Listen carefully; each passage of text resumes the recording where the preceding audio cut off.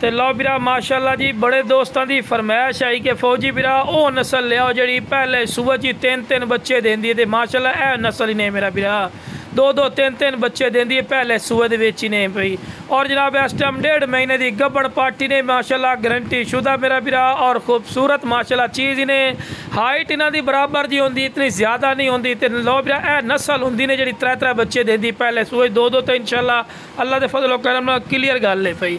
और खूबसूरत इन माशाअल्लाह चीज़ ने बरीक पशम दे विच ने माशाअल्लाह और डबल हड्डी है वजूद माशाअल्लाह चेक कर सकते हैं। कम अज़ कम इस टाइम 14-15 किलो तो गोश्त ही बिरा खलोता है इस टाइम ये भी बाजे गल करते भी है।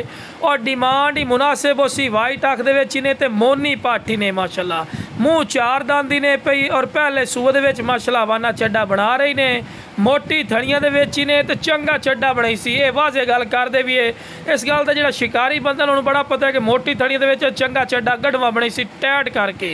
तो बाकी जनाब जिस बिरान हुए पट चाहिए जनाब जल्दी जल्दी स्क्रीन ते नंबर ते राबता करके मुनासिब कीमत ते लै सकते हो बिरा।